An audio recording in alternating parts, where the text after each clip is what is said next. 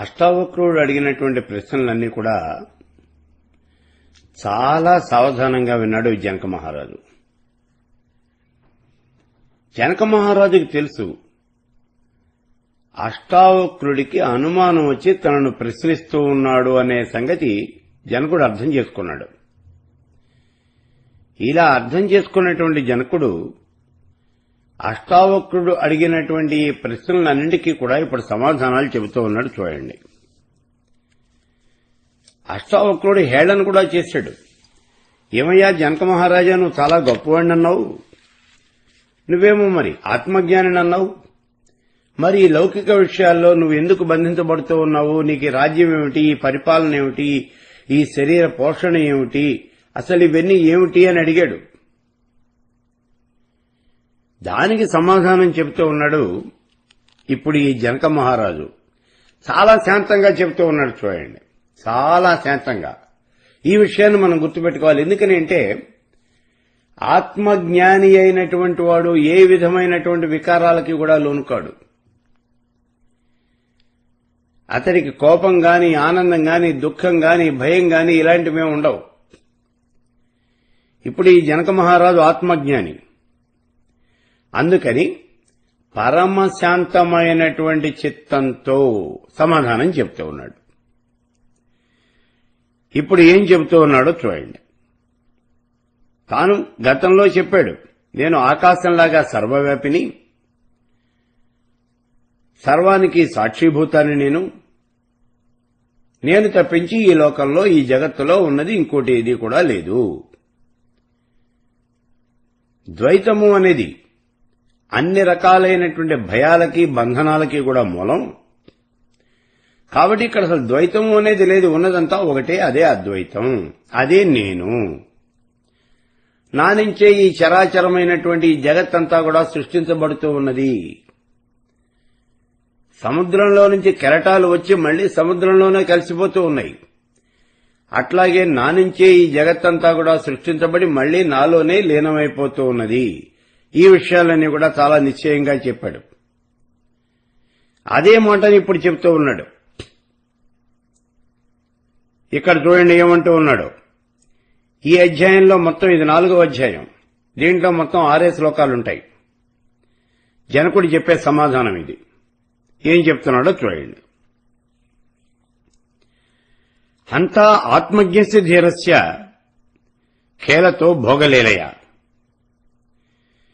నహి సంసారవాహికై మూఢై సహ సమానత. ఓ మహానుభావా, ఇది చాలా అద్భుతంగా ఉన్నదయ్యా. నేనే ఆత్మస్వరూపాన్ని అని అర్థం చేసుకున్నటువంటి మహాజ్ఞాని అయినటువంటి వాడు ఎవడైతే ఉన్నాడో అతడి యొక్క జీవితానికి మిగిలిన వాళ్ళ జీవితానికి అసలు పోలిక ఎట్లా ఉంటుందయ్యా? లోకంలో మిగిలిన వాళ్ళంతా కూడా మాయామోహితులైనటువంటి వాళ్ళు. మరి ఈ జ్ఞాని తానే పరమేశ్వర స్వరూపము అని తెలుసుకున్నటువంటి వాడు ఈ జీవితము అంటే ఒక ఆటలాగా ఆడుతూ ఉంటాడు, అంతకన్నా ఏం లేదు ఆయనకి. ఆటలాగా ఆడుతూ ఉంటాడు అని చెప్పాడు. చూడండి, ఖేలతో భోగలీలయ అన్నాడు. అంటే ఇదేదో సరదా కోసం ఆడుకుంటూ ఉన్నటువంటి ఆట, అంతకన్నా ఏం లేదు ఈ జీవితం అంటే. ఎవరికి? ఈ జ్ఞానికి. జ్ఞాని దృష్టిలో జీవితం అంతే. సరదా కోసం ఆడుతున్నటువంటి ఆట అంటే ఏమిటి? అసలు ఆట అంటే ఏమిటి? ఆట అనేటటువంటిదే మనం కాలక్షేపం కోసం చేసేటువంటి పని. దాంట్లో మనకు వచ్చేవంటి లాభము లేదు, నష్టము లేదు. ఈ ఆటలో ఓడిపోతే మనకు వచ్చే లాభము లేదు, పోయే నష్టము లేదు. గెలిస్తే లాభం రాదు, ఓడిపోతే నష్టం రాదు. ఇంటి దగ్గర మన వాళ్ళంతా భోజనం చేసిన తర్వాత మధ్యాహ్నం 2 గంటలకు కూర్చుని 5 గంటల దాకా ఆడుతూ ఉంటారు. చూడండి, గవ్వలు ఆడుతూ ఉంటారు. 6 గళ్ళు, 8 గళ్ళు, 10 గళ్ళు అని గవ్వలు ఆడుతూ ఉంటారు. లేకపోతే ఈ పులి జూదం, అస్తంగాయలు ఇవన్నీ ఆడుతూ ఉంటారు.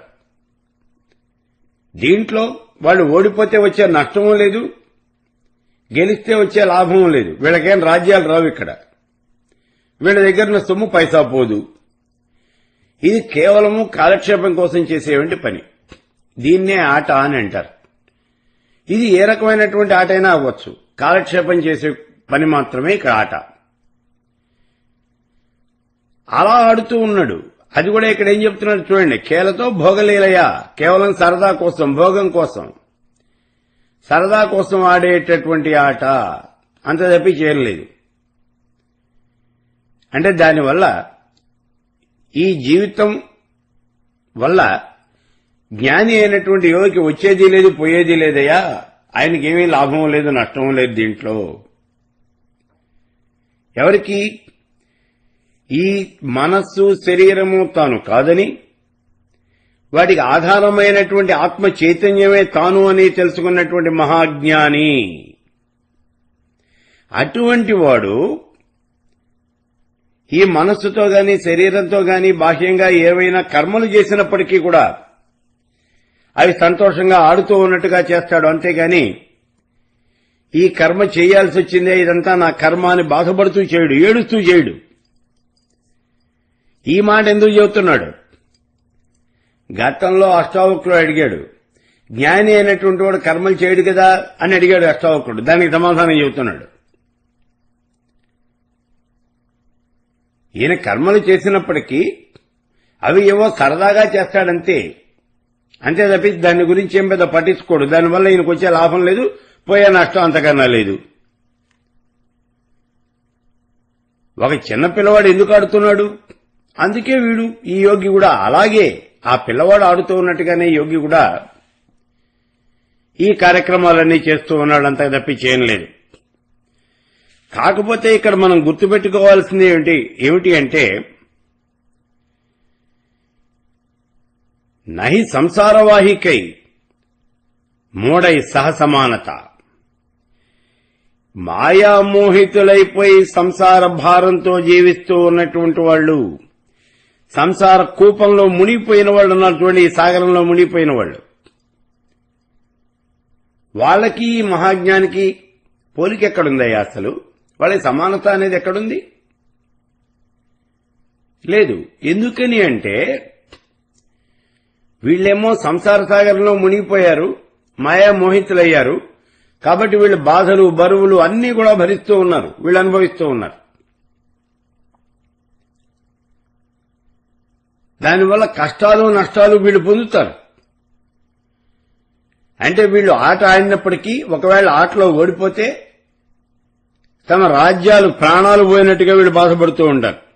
గెలిస్తే ఏనుగెక్కినంత ఆనందం.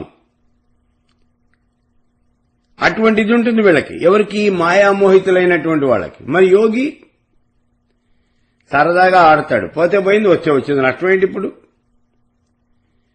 అందుకే వీళ్ళకి సమానత్వము అనేటటువంటిది లేదు.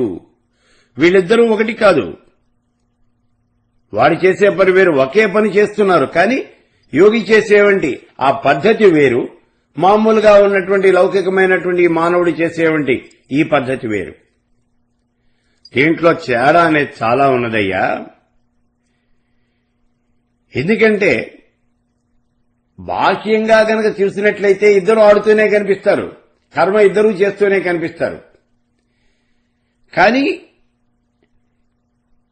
ఆ పని మీద ఉండేవంటి దృష్టి, ఆ చేసేవంటి పద్ధతి, ఆ అభిప్రాయాలు, వీటిల్లో తేడా అనేది ఉంటాయి.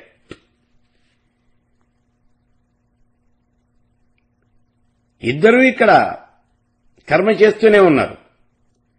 కానీ కర్మ చేస్తూ ఉంటే మామూలు మానవుడు ఏం చేస్తున్నాడంటే, సామాన్యుడు ఈ కర్మ వల్ల తనకి ఫలితం రావాలి అని చేస్తాడు. యోగి అలా ఏం భావన చేయడు. కర్మ చేయాలి కాబట్టి చేస్తున్నాడు అంతే. చేస్తున్నాడు, చేయకపోతే మానేస్తాడు, నష్టమే ఉంది. కానీ సామాన్యుడికి అలా కాదు, ఆ కర్మ వల్ల ఫలితం రావాలి.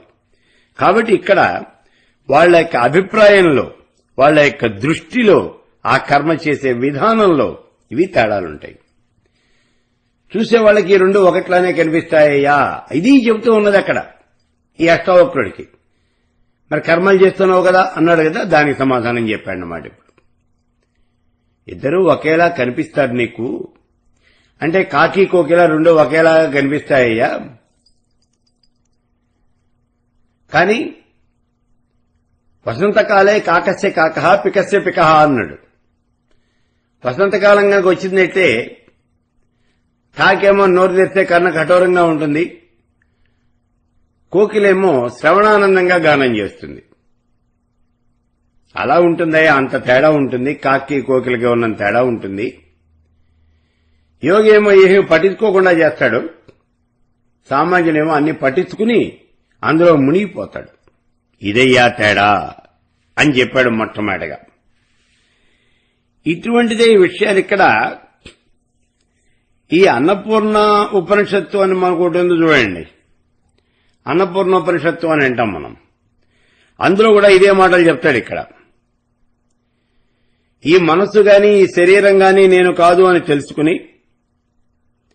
వాటి మీద మోహము అనేటటువంటిది పూర్తిగా వదిలిపెట్టి ఏ రకమైనటువంటి మమకారము అహంకారము ఇవేమీ లేకుండా ప్రేమపూరితమైనటువంటి హృదయంతో జీవించేటటువంటి మహాజ్ఞాని ఏ పని చేసినా ఏ పని చేయకపోయినా అసలు ఆ పని చేసినప్పుడు తాను కర్త కాదు భోక్త కాదు. పని చేసినా ఒకటే చేయకపోయినా ఒకటే అలా భావన చేస్తాడు. అలాగే ఉంటుంది. ఒకవేళ ఏదైనా ఒక పని జరిగితే ఆ పనికి తానేం కర్త కాదు, తాను భోక్త అంతకన్నా కాదు. ఇది అక్కడ ఉపనిషత్తులో చెప్పింది. అదే మాటని ఇప్పుడు జనక మహారాజ్ చెప్పాడు. జ్ఞాని చేసే పనికి మామూలు వాడు చేసే పనికి చాలా తేడా ఉంటుందయ్యా. నేను కర్మలు చేశాను అని అంటున్నావు కదా, కాబట్టి నా కర్మకి వాళ్ళ కర్మకి తేడా చాలా ఉంటుంది. రెండు ఒకటి కాదు. నేను లౌకికమైనటువంటి వాసనలతో ఈ కర్మని చేయటం లేదు ఓ మాట చెప్పాడు. ఇంకా మళ్ళీ ఇంకో ప్రశ్నకి సమాధానం చెప్తూ ఉన్నాడు. యత్పదం ప్రేప్సవో దీనాః శక్రాజ్యా సర్వదేవతాః అహో తత్ర స్థితో యోగి నహర్షముపగచ్చతి. చూడండి, ఇంద్రాది దేవతలు కూడా ఏ రకమైనటువంటి స్థితి పొందాలి అని కోరుతూ ఉంటారో అటువంటి స్థితిలో ఉండి కూడా యోగి అయినటువంటి వాడు ఏమాత్రము గర్వపడడు అని చెప్తూ ఉన్నాడు. అంటే వీడికి ఇంద్రియ వాసనలు లోక వాసనలు అనేవి ఏమీ కూడా ఉండవు అని చెప్తున్నాడు. అవన్నీ ఉంటాయి కదా అని అడిగాడు ఇందాకేన. మరి రాజ్యాన్ని ఎటా పరిపాలిస్తూ ఉన్నావు? కాదు అని చెప్తున్నాడు. ఎందుకని అంటే ఇక్కడ ఈ యోగి అనేటటువంటి వాడు పూర్ణత్వమైనటువంటి స్థితిని పొందినటువంటి వాడు. యత్పదం ప్రేప్సవో దీనాః శక్రాజ్యా సర్వదేవతాః. ఇంద్రాది దేవతలు కూడా సాధించలేనటువంటి స్థితిని సాధించినటువంటి వాడు. అది ఈ యోగి ఉన్నటువంటి పరిస్థితి. అటువంటి మహాయోగి, ఇంత గొప్పవాడైనటువంటి ఆ యోగి, అహో తత్స్థితో యోగి, అక్కడ కూర్చున్నటువంటి ఆ యోగి, అతనికి ఇంకా నహర్షముపగచ్చతి. అతనికి ఇంకా ఏముంటుందా, అక్కడికి వెళ్ళాను అని చెప్పేసి పెద్ద ఆనందం ఉంటుందా, గర్వం ఉంటుందా, మిడిసిపాటు ఉంటుందా? ఏముండవు. ఎందుకనంటే అన్నింటికన్నా కూడా తన యొక్క స్వరూపమే ఆనందమైనటువంటిది. తన యొక్క స్వరూపాన్ని మించినటువంటిది ఇంకోటి ఏం లేదు ఇక్కడ. అసలు ఇంకోటి ఉంటాయి, మించిందేమిటి? తన స్వరూపం తప్పించి ఇంకోటి లేదు ఇక్కడ. రెండవది అనేది ఏం లేదు. గర్వం చెందాలి అంటే పక్కన ఉన్నటువంటి వాడికన్నా నేను ఎక్కువ స్థాయిలో ఉన్నాను అని భావన చేయాలి. ఇక్కడ పక్కన ఉన్నవాడు అనేటటువంటి వాడు ఎవడున్నాడు? అసలు రెండోవాడు ఎవడు లేడు కదా. ద్వితీయము అనేటటువంటిది ఏదన్నా ఉంటే పోనీ దానికన్నా నేను చాలా గొప్పవాడిని అనుకోవచ్చు. అక్కడేం లేదు, ఉన్నది ఒక్కటే. మరి ఇంకా ఈయనకి గర్వం అనేది ఎక్కడి నుంచి వస్తుంది? అందుకే అంటూ ఉన్నాడు, అహోతస్థితో యోగి నహర్షముపగచ్చతి. ఆ స్థితిలో ఉన్నటువంటి ఆ యోగి ఏ రకమైనటువంటి ఆవేశ కావేశాలకి కూడా లోను కాడు, ఏ రకంగానే గర్వాన్ని పొందడు అని చెప్తూ ఉన్నాడు. ఇంకా అంటూ ఉన్నాడు, తంగన్యస్య పుణ్యపాపానాం. ఇక్కడ చూడండి, ఇక్కడ తంగణుడు అంటే మనకి త్రిపుర రహస్యంలో కూడా వస్తుంది, తంగణుడు అనేటటువంటి పేరు వస్తుంది. తంగణుడు అంటే ఎవరు అసలు?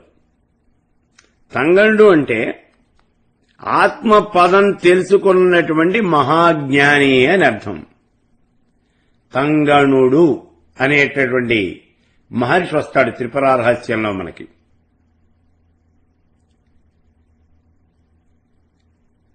ఆయన ఆత్మపదాన్ని తెలుసుకున్నటువంటి మహాజ్ఞాని అంటే బ్రహ్మజ్ఞాని. ఆ బ్రహ్మజ్ఞాని యొక్క పరిస్థితి ఏమిటో చెప్తూ ఉన్నాడు ఇక్కడ జనక మహారాజు. ఇప్పుడు తంగన్యస్య పుణ్యపాపాభ్యాం సర్వోహి అంతర్నజాయతే నహి ఆకాశస్య ధూమేన దృశ్యమానోపి సంగతి.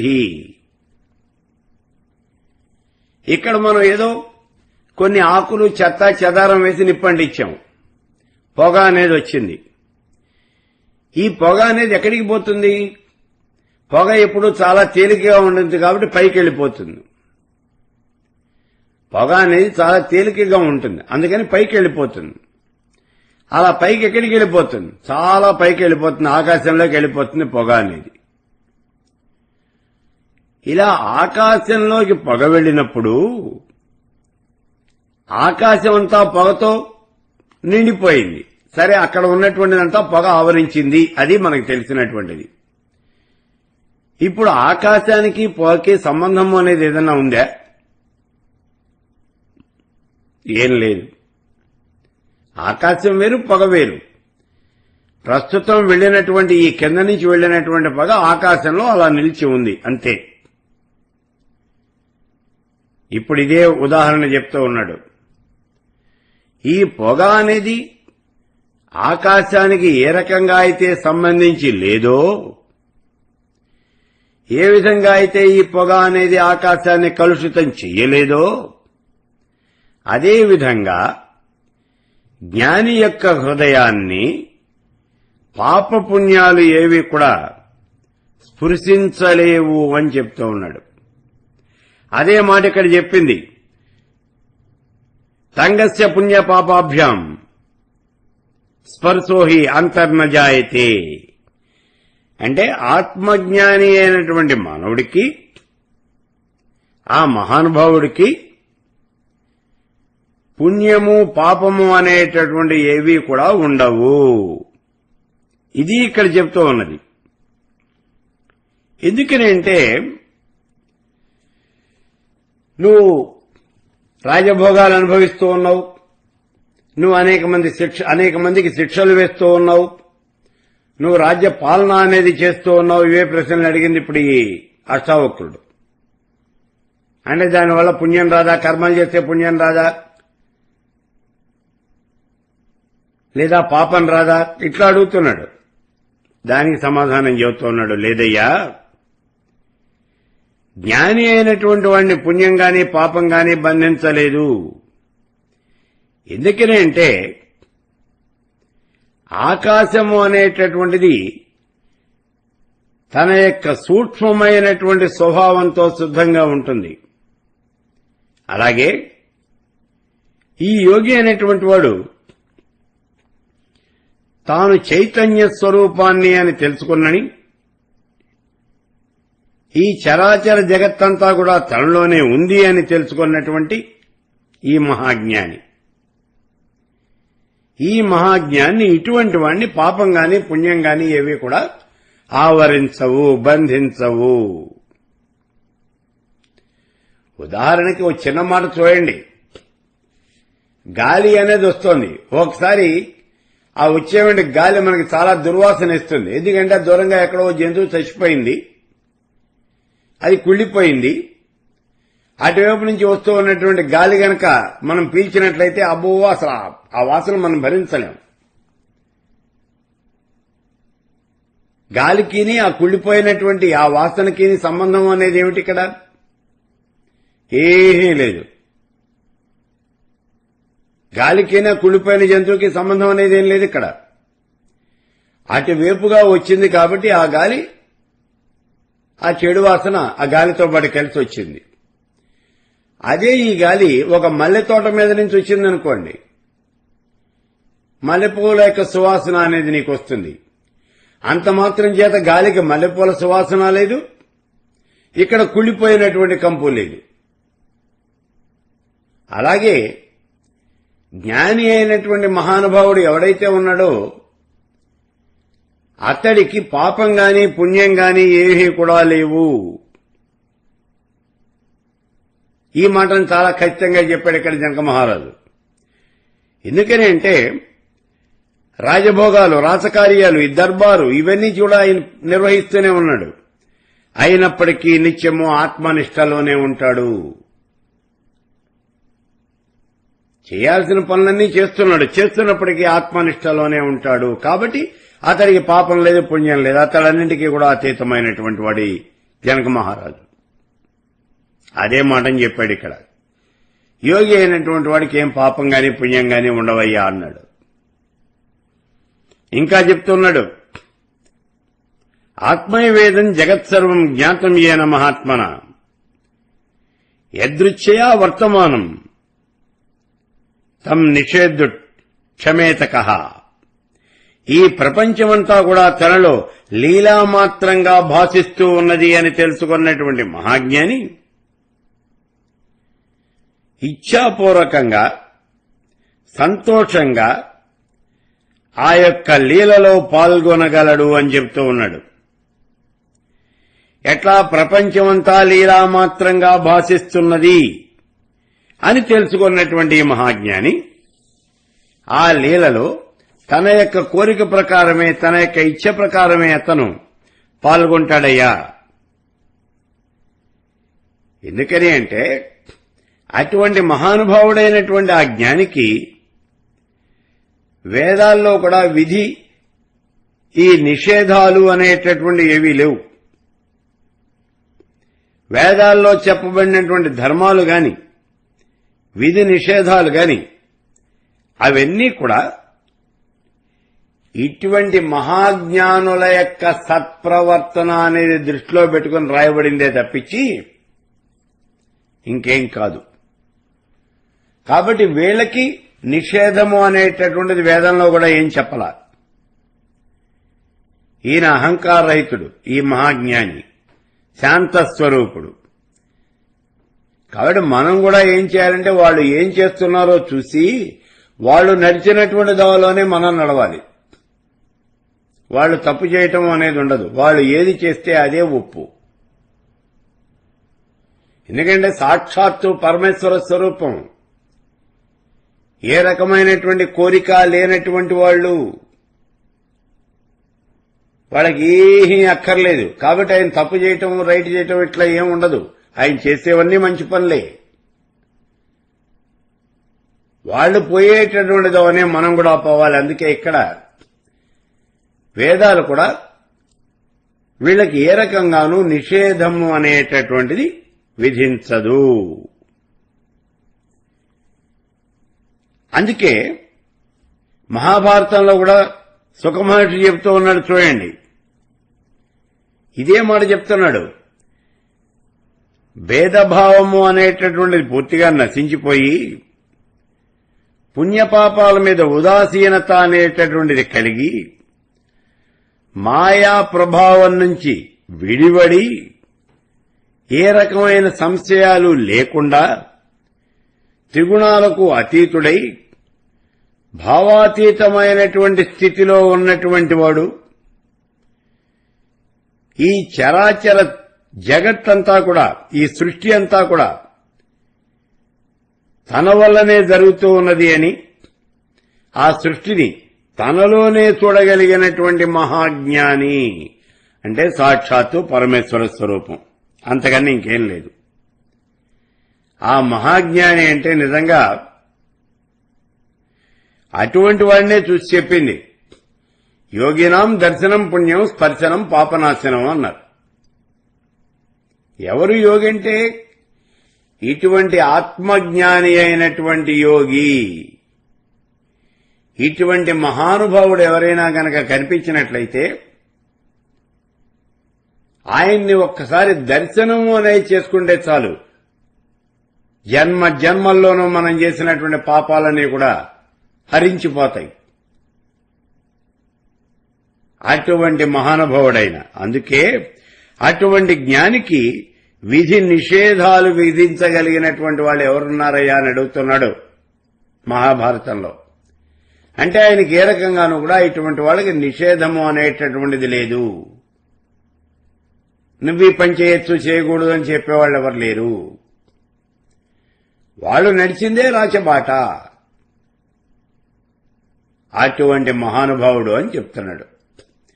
ఎందుకని అంటే నువ్వు ఆ పని చేయొచ్చా ఈ పని చేయొచ్చా అని అడుగుతున్నాడు కదా ఇప్పుడు అష్టావక్రుడు. నేను జ్ఞానినయ్యా, జ్ఞాని ఈ పని చేయొచ్చు ఈ పని చేయకూడదు అని అలా ఏం లేదు. ఎందుకంటే సామాన్య మానవుడికి నిషేధాలన్నీ ఉన్నాయి, జ్ఞానికి లేవు అని చెప్తున్నాడు. అలా చెప్పి ఆ బ్రహ్మ స్తంభ పర్యంతే భూతగ్రామే చతుర్విధే విజ్ఞస్తేవ హి సామర్థ్యం ఇచ్ఛా అనిచ్ఛా వివర్జనే. ఈ చరాచర జగత్తులో ఇక్కడ బ్రహ్మ దగ్గర నుంచి స్తంభం దాకా అంటే శివాది క్షితి పర్యంతము అది చెప్పింది. ఆ బ్రహ్మ స్తంభ పర్యంతే, బ్రహ్మ దగ్గర నుంచి స్తంభం దాకా అంటే బ్రహ్మ అంటే శివుడు, స్తంభం అంటే భూమి మీద ఉండేవంటి క్షితి భూమి. అందుకే మనం శివాది క్షితి పర్యంతం అంటాం. తత్వములు చెబుతూ ఉన్నప్పుడు శివాది క్షితి పర్యంతం ఉన్న తత్వాలు అని చెప్పాం మనం. పిపీలికాది బ్రహ్మ పర్యంతం అది మనం మామూలుగా వాడే మాట ఇది. అక్కడి నుంచి ఇక్కడి దాకా ఒక్క బ్రహ్మజ్ఞాని మాత్రమే కోరికలు, ఇష్టము అయిష్టము వీటన్నింటినీ వదిలిపెట్టి సంతోషంగా జీవించగలడయ్యా అని చెప్తూ ఉన్నాడు. చరాచర జగత్తులో కోరికలు లేనటువంటి వాడు అనేవాడు ఎవరన్నా ఉన్నాడు అంటే వాడు మహాయోగి, అతడు బ్రహ్మజ్ఞాని.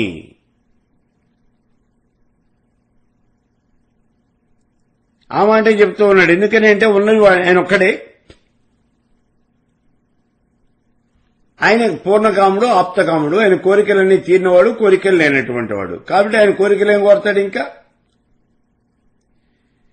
దానికి ముందు ఏం చెప్పాడు? ఆ బ్రహ్మ స్తంభ పర్యంతే భూతగ్రామే చతుర్విధే అన్నాడు.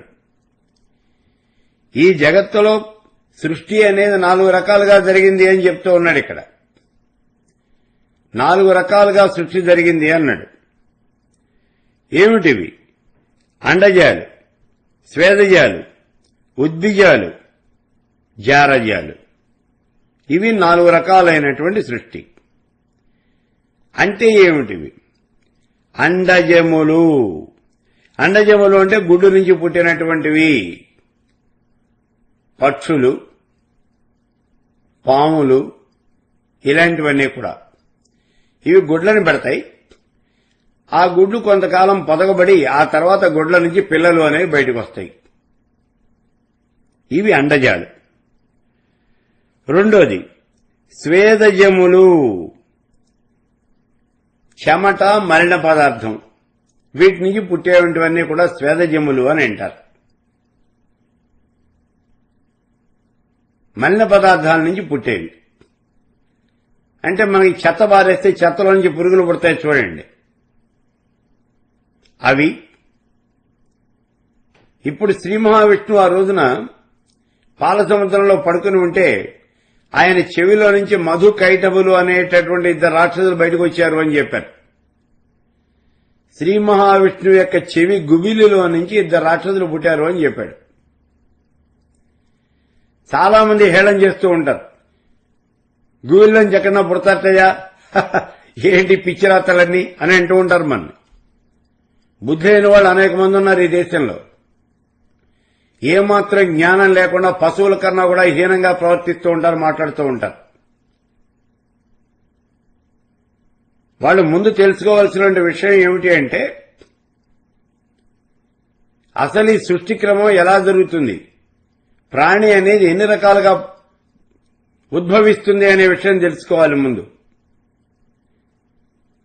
స్వేదజములు చెమట నుంచి పుట్టినటువంటివి. చెమట అంటే ఇక్కడ చెమట, గుబిలి, మలిన పదార్థాలు, వాటి నుంచి పుట్టినటువంటివి. కళతో చూడటం లేదు.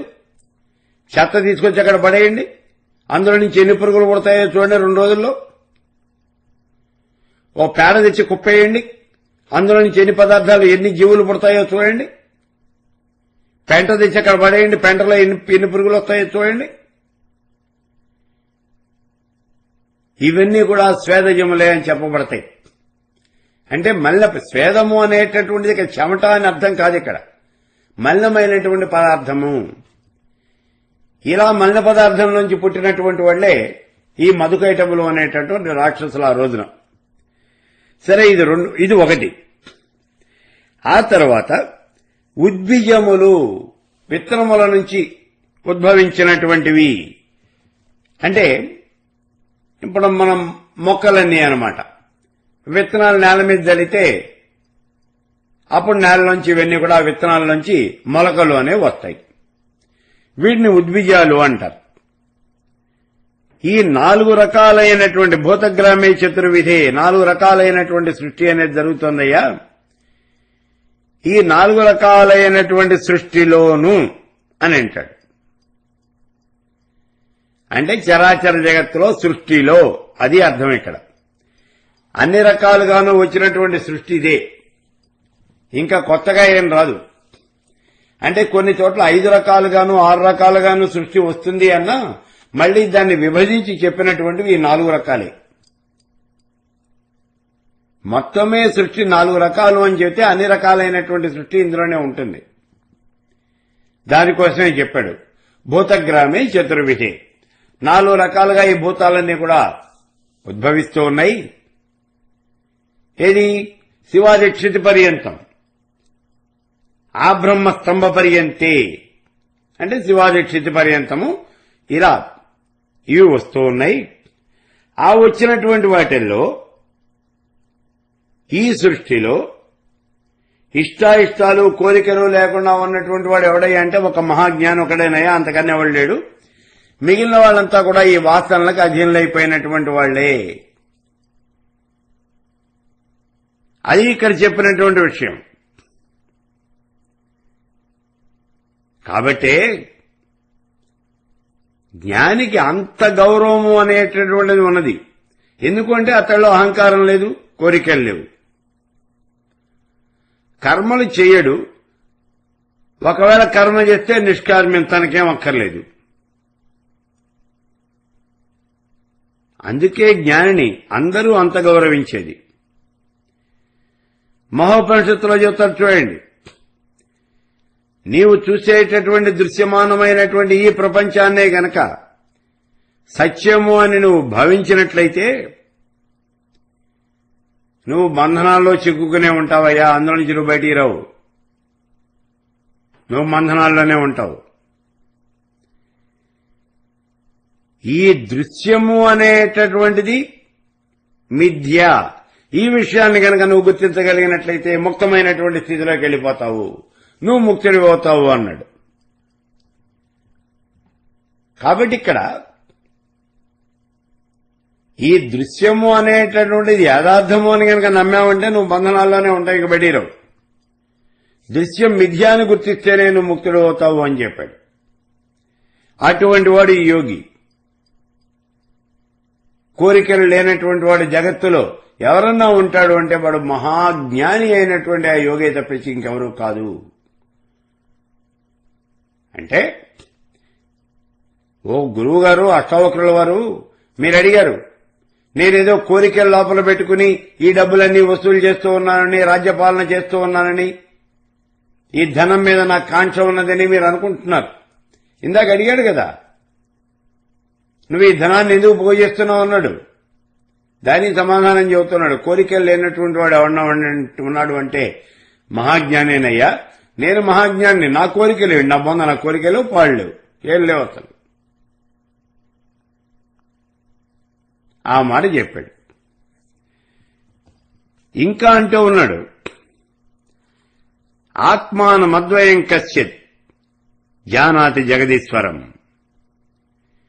యద్వేత్తి తత్సకురుతే నభయం తస్య కుత్రచితు. ఆత్మ అనేది ఏకంగా అంటే ఒకటిగానే, అద్వయంగా అంటే రెండవది ఏదీ లేకుండా తానే ఉందని,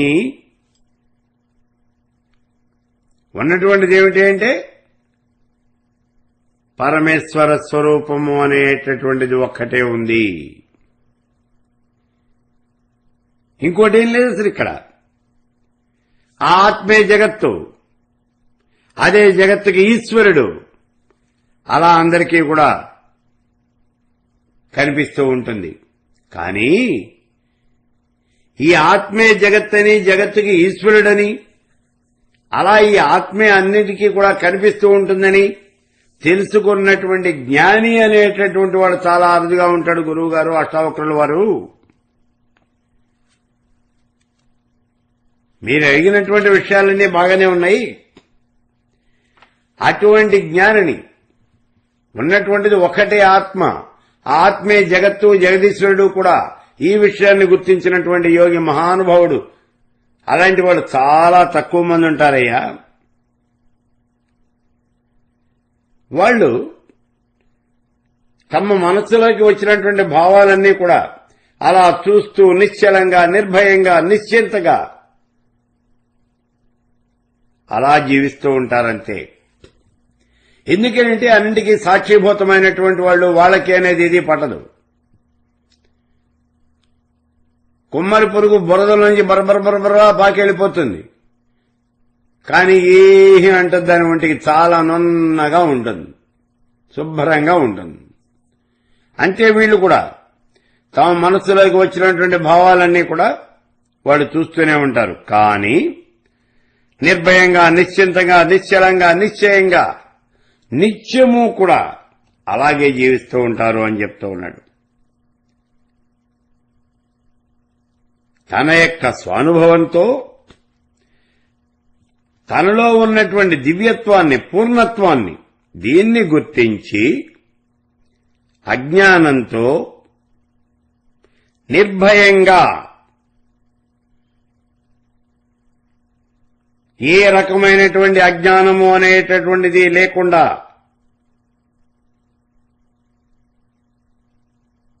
ఇక్కడ సమాధానం చెప్తూ ఉన్నాడు ఈ జనక మహారాజు. అజ్ఞానము అనేది నాకేం లేదు నువ్వు అనుకుంటున్నట్టుగా ఓ అష్టావక్రుల వారు, ఓ గురువు గారు,